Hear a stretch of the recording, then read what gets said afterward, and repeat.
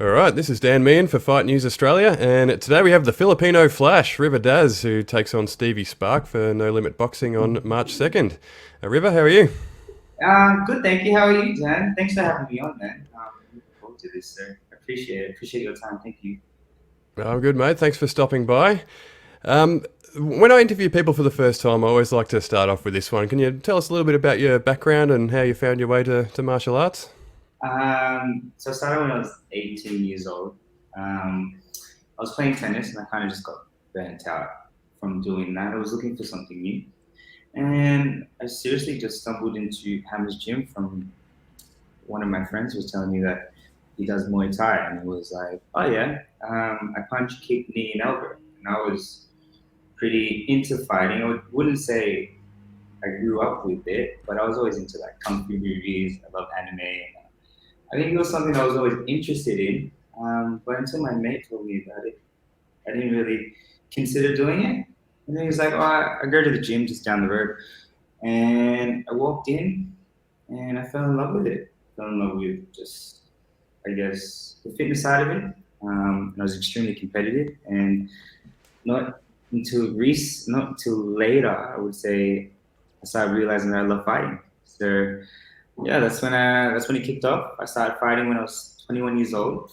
So I've had a relatively short career, that's 7 years. And then from there, yeah, it just I've had 30 fights now overall in Muay Thai, and I've won all of them. I'm currently undefeated, and yeah, just continuing on with the journey. Really, yeah. Yeah, obviously you're a trainer at Hammers Gym and a fighter sort of largely on the local scene. It's been a tough time to be in those two professions during COVID. So what's the last 2 years been like for you? COVID was a bit difficult for me because I was at the peak of my career. I was trying to, I guess, I was traveling all around the world. I basically had a fight booked in Belgium, and then COVID just kind of hit and kind of just stopped all of that. So I kind of went through a slump for a bit, probably a good couple months. I kind of just started drinking too much. I started just like losing myself for a second. But then at the same time, I actually realized that I actually really needed a break. I think after like 5, 6 years of actually fighting nonstop and continually just, I guess, moving on to the next goal and the next goal and the next goal, I didn't realize like everything around me was kind of not up to shape in my life. I would say um, but with that being said, without also having the break, I actually got some time to just be myself. I think fighting took so much of me, and personally and physically, that I stopped having really fun outside of it. And I was able to pick up like all my new hobbies. I was able to pick up like skateboarding, things that like I just missed doing that I forgot that I used to do. And I think that was a really good break and also a good time. It wasn't my be all or end all because I guess what happened was it was, and then um, when that just stopped, I think it kind of just hit me in the face, and I was like, well, what do I do now? Um, what else happened? I think at that point, I realized also that when I retire and when I do give this up and when I want to move on, I actually got to figure out what I actually want to move on to. I think since then, since having COVID, having that period, I realize now that like, okay, it's a part of me, it's my goals, but I also want to do other things later on in the future and my priorities and all that stuff. So yeah, in terms of fitness and PTs and I guess the gym itself, like it was tough. It was tough just trying to make money. I think it really got me creative. It got me really just, I guess, thinking outside the box and being creative and just trying to find ways to fill up my time, really, just because we couldn't get to the gym. But luckily, things were able to change during COVID, where professional fighters could start training again, which then just got me back on track. I think But during that period, yeah, I had a lot of ups and downs. It was like a roller coaster, and luckily we're on the other side of it. Hopefully everything's going back to normal now. But after having this period off and realizing that um, it can all just stop randomly one day, I also need to have that in the back of my mind and make sure that something else is coming up in the future. Yeah, it sounds like a bit of silver lining there. I think that's been a pretty common thread with a lot of fighters. There's some silver lining, bit of time for introspection and maybe training things that you possibly can't train under the pressures of fight camp. So yeah, it sounds like you've had a bit of a bit of silver lining. But you touched on there your time with Glory Kickboxing. Obviously, I think you were 4-0 with them. Are you still signed to Glory, or is that has COVID sort of scuppered that? Not currently signed to Glory at the moment, but we are still in good contact with them. They keep me up to date. They keep marking myself up to date with what's actually going on, especially in Europe because it's so far away. We're not too sure with what's happening on their side. But they said that as soon as everything opens up in terms of borders and opportunities, then yes, okay, we're still good to go.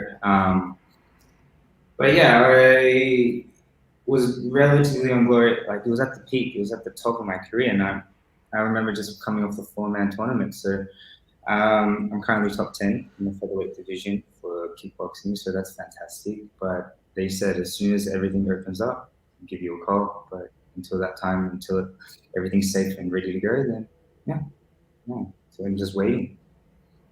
Right, so you've been competing in kickboxing, Muay Thai, and boxing throughout your career. Is it just a matter of taking whichever opportunities present, or are you sort of trying to maintain all different disciplines, or how do you sort of balance all those?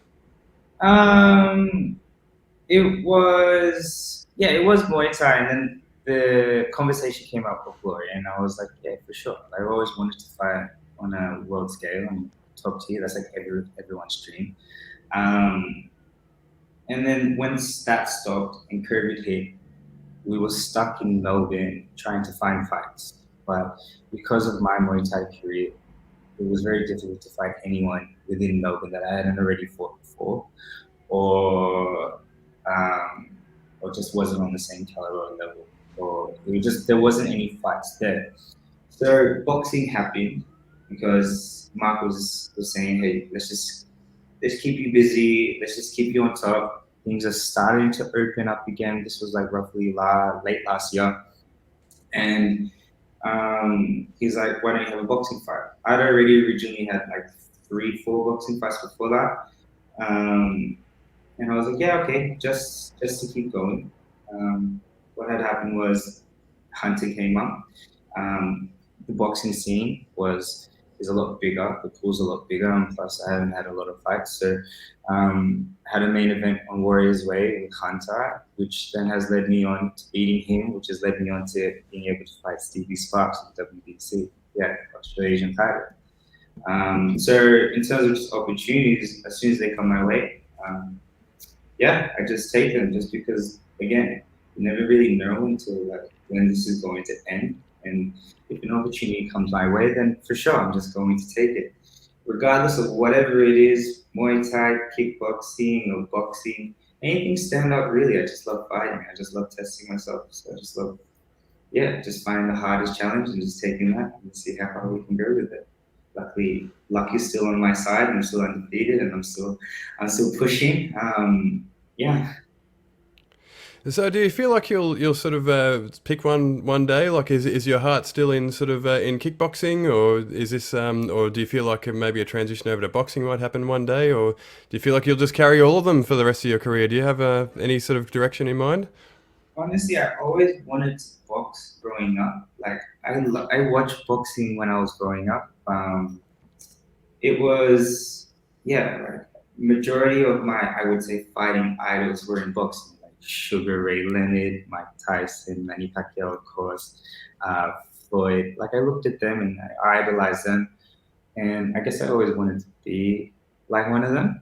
Um, I kind of fell into Muay Thai, and then that kind of just I just took that as far as I could, really. Um, and then from then on, I always had it in the back of my mind that I wanted to box. It was always something that I always wanted to do. And then opportunities just came up, and I would just tell myself, if I didn't actually take it or give it a shot at least, um, I'd be kicking and screaming. And then that's really it. I think just yeah, this opportunity's come along, and I'm gonna take it. And Mark and I have just discussed that I'm gonna push boxing for a whole year, but I'm not saying goodbye to Muay Thai or kickboxing. Um, I'm just going to give it a shot, just so I can have the experience. I always wanted to do it, and then go from there. If something comes up that gets me enticed and ready to go, then for sure I'll start kicking again. I'm just trying to I'm just trying to ride this roller coaster for as long as I can, and wherever this direction takes me, that's cool because at the end of the day, when I get to cook, when I get to write my life story, I guess I'm gonna be happy saying that I did this. Yeah. Absolutely. And how did the fight with Stevie Spark come about? It's sort of and for those on the outside looking in, it kind of it took me by surprise anyway. So what was the connection there? It was Sir Hunter. My previous fight was a boxing fight against Hunter Urini. And he was originally meant to fight Stevie after me. I was just generally a feeling just to keep him busy because that was already booked in with Stevie. And then what had happened was I beat him. So they gave me the opportunity, and then I couldn't say no. I really couldn't say no. I was like, yeah, okay, cool, let's give that a shot. I guess depending on how we go, even if I do well, even if I lose, but I still look like I still perform well, I already know this is going to, I guess, just shoot me up on the boxing scene. So regardless of what happens, this can only be a good thing for me. And then again, I'm looking forward. I'm looking forward to it. I'm excited. He's he's meant to be one of Australia's best. So I like. There's one thing that's like got me really excited. If I win this one, I'm top 10 in kickboxing in the world. Australian Muay Thai champ, and then I'll be an Australasian boxing champ. And that's just I was like, yeah, that's got my name written all over it. I can't wait. So that's what I'm striving for. That's what I'm dreaming for. So if I can knock that on the head, like, yeah, man, I'll be a happy man. Yeah, so like you touched on there, the fights for the WBC Australasian title. Does that title belt sort of open doors for you in terms of like broader opportunities? Well, they're saying if you take that title, you're, I think, top 15 on the WBC ranks. So then, if you're top 15 WBC ranks, you have the opportunity to fight number one. And or number one gets you're I guess in the ladder to be able to compete for number one. So I guess it does open doors. And after being on Glory and after I guess seeing the world stage and being a part of it, I kind of miss going back to that. I kind of like I want to get back to that in a sense. Like, I wouldn't call it a redemption, but I just miss the whole traveling part. I miss like the experience of it. Like again, I'm already grateful and fortunate enough just to get there, but like I'd love to get back there. But I would love to get back there in the boxing scene, just because it's just a bigger pool. I think it's just more glamorous, I guess, or like the sport's just bigger and everything about it. I'm just like, okay, it's got me. It's got me like a little kid again in a candy store. Like I just want it. Yeah, well, I think you'll find if it does put you in the top 15, I think the top 15 in the world rankings are eligible to be in a sanctioned world title fight then. So it does, yeah, absolutely. I mean, who knows where it could take you. So that's a big one. But before we think about any of that, of course, you've got a match up with Stevie Spark. So how do you view the matchup stylistically? Like, what are you expecting on fight night? He's he's supposedly a knockout artist, and I think that's what he's been deemed. And all credit to him. I'm not saying anything wrong about it or anything like that, but I particularly just like the challenge itself excites me. Like I'm looking forward to it because he, on paper, is the toughest fighter I've had to date, and that's just got me going, roaring to go. That's made me, I guess, more hungry, more excited. Found the passion again to fight again. Like I'm in the gym a lot now, and yeah, it's just got me.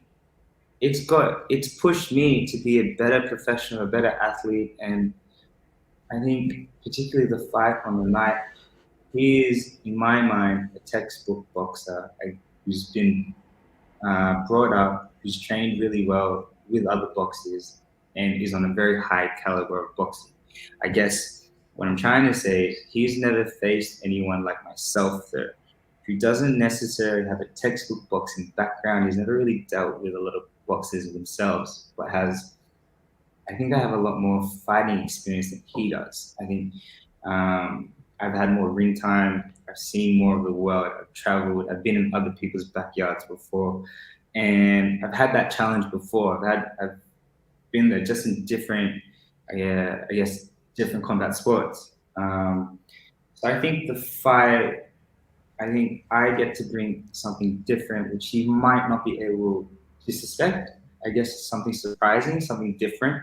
Um, and I think that might just get me over the top. Really, I reckon he's not used to someone like me. And at the end of the day, I could probably just kick him if I want to, but I won't do that. But but yeah, I just have something different that he probably hasn't seen before, just because of he's just been brought up in a traditional boxing sense. But then again, I've never gone up against like a high technical boxer. Um, that being said, I think it's a really interesting fight. I think my creativity and my smarts against his, I guess, basic traditional stance, I think it's an interesting matchup. And I think it's worthy of a WBC title for sure. Yeah. Absolutely. Now, in the interviews I've seen, Spark and his manager, they seem to sort of have a bit of a bee in their bonnet about like Dara Foley and some other matchups that might be down the road for them, but they don't seem, from what I've seen anyway, they don't seem to mention your name too often. I don't know if you watch all that sort of stuff, but does it feel like he's maybe overlooking you a little bit?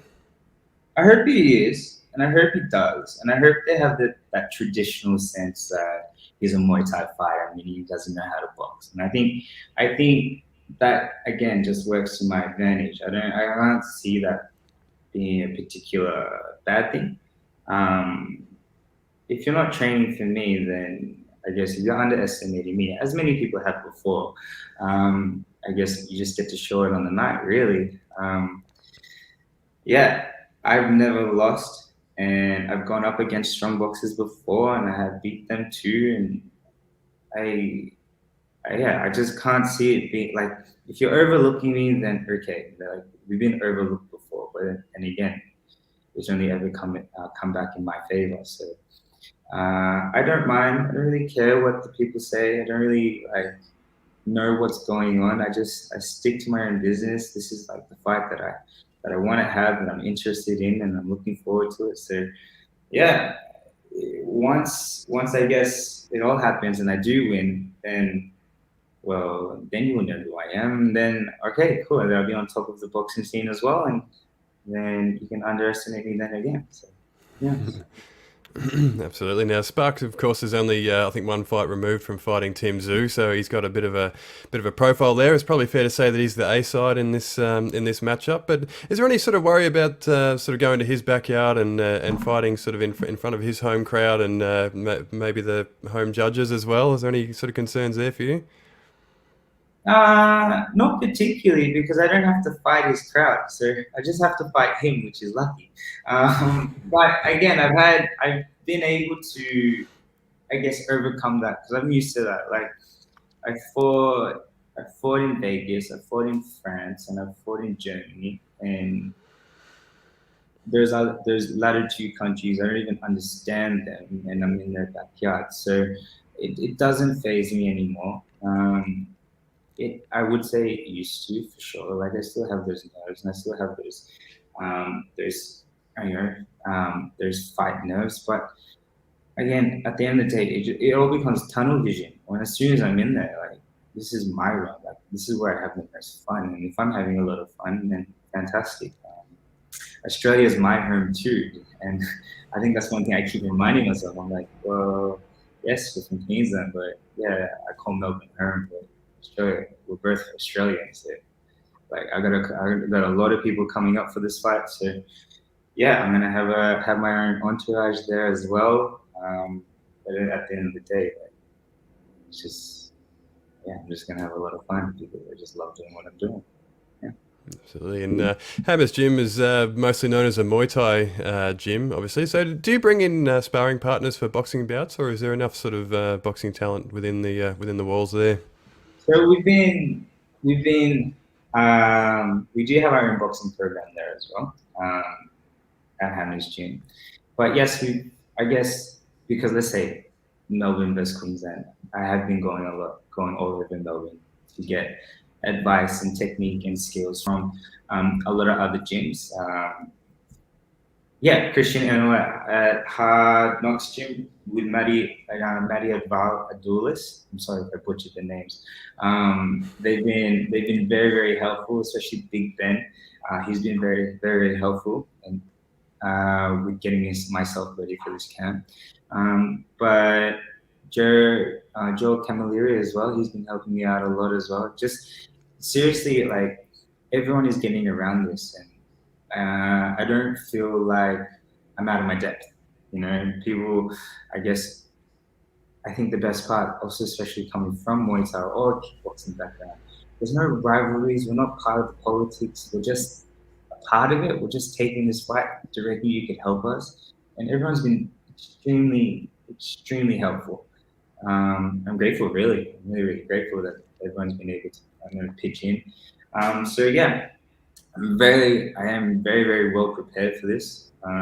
This has already been pushed back to 2 times now, or it's already been pushed back. It was meant to happen in December, then we got pushed back again. So, yeah, the more that we've been training, the more and more I am like feeling confident. I would say we like even last camp we went to Phoenix Gym in Sydney. I did a camp there. He helped me out a lot. I trained with all the boys up there as well with Haas and Caesar and again, like we have, what's that saying? We've left no stone unturned, and like seriously, I couldn't, I couldn't be happier, and I couldn't be more thankful with everyone that's already been a part of it. So yeah. Brilliant. And don't worry about butchering names either, by the way. We could make a whole blooper reel of all the names that I've butchered over the years in my interviews. So, yeah, no dramas there at all. um, Now, in the longer term, what's the ultimate goal in combat sports? Like, where would you like to get to? What's the dream? Man, like every other fighter's dream, I want world champion status, really, and everything that comes with it. But like I said at the very start, when it came with COVID, you don't really, you don't really get to pick or choose. You kind of just go with it. So I, I'm just happy I'm getting this fight, and then I'll see what's happening after that. Wherever this journey takes me, I'll just keep saying yes. But the ultimate goal, I'd love to fight for a world championship. That would be sick. That would be the best. Like I always wanted the green belt, the WBC. I always had it in the back of my mind. I wanted WBC world, and yeah, that's that strapped around is like always envisioned in my head. Um, but seriously, I'm just happy taking a part at a time. I don't get too far ahead. This challenge enough. This is a challenge enough. That's already in front of me. I'm looking forward to that. And yeah, the ultimate goal just to be able to continue doing this for as long as I can, be on top, be number one, and still be undefeated. So, Perfect. And before I let you go, River, do you have any sponsors or anyone you'd like to shout out? I'll hand the reins over to you. firstly, I want to shout out Mark Hammer's Gym, my number one. I appreciate everything you do and all the opportunities you give me. MJ's Hideout, my sponsors, MJ's Hideout, MMA Fight Store. Thank you. Thank you for always backing me from day one. I would say Christian as well. Yeah, I want to say it's Hard Knocks. Real Deal Boxing. Real Deal Boxing. Thank you so much. You guys have been absolutely supportive throughout this whole camp. So I really appreciate Maddie, you, Nathan, everyone else there that's been helping me out. Thank you so much. And lastly, but most especially, my partner, Spring. Cynthia, she's the best, she's the greatest. She keeps me happy, she keeps me motivated. And that's it. Thank you. Perfect. Well, it looks like we can catch all the action on Fox Sports, No Limit Boxing. River, thank you so much for stopping by, and all the best on March 2nd. Thank you. Thank you. Thanks for having me on, man. I appreciate it.